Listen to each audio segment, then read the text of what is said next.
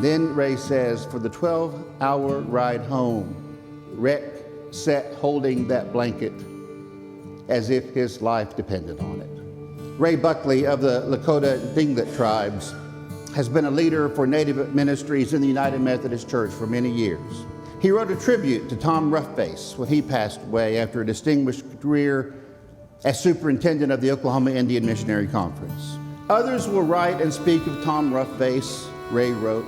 They will recall his sense of humor, his love of teasing, and his insistence on doing things correctly. But Ray pointed to the Cheyenne tradition, which believes that the measure of a person is found not in their accomplishments or trophies, but how they treat children and those who cannot defend themselves, how they expand their arms to include those who cannot speak for themselves. Ray's brother, Rick, had been the victim of severe child abuse before he came to live at his family's house. He doesn't understand those who deliberately hurt others, Ray writes. Several years ago, I chose to take a stand on a political issue.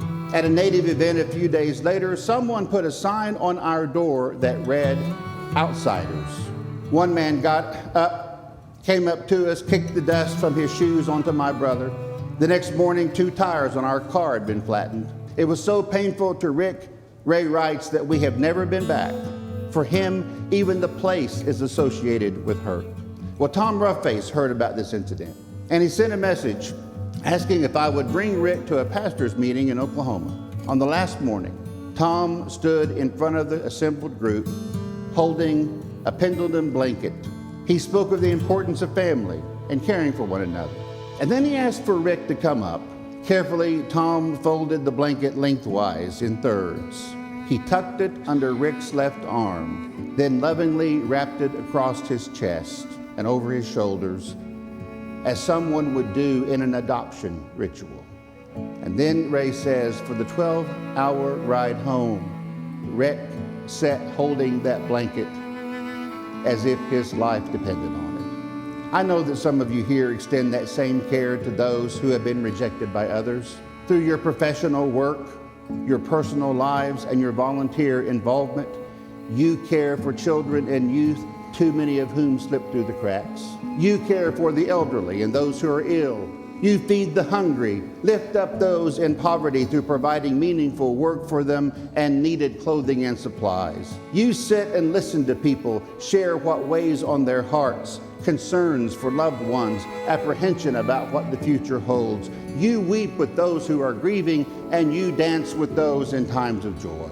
I also know that some of you feel like you're the ones who have been kicked out of the house. You've been made to feel unwelcome by people who you thought were your friends. You found your sense of who you are reduced to a diagnosis or a label somebody placed on you.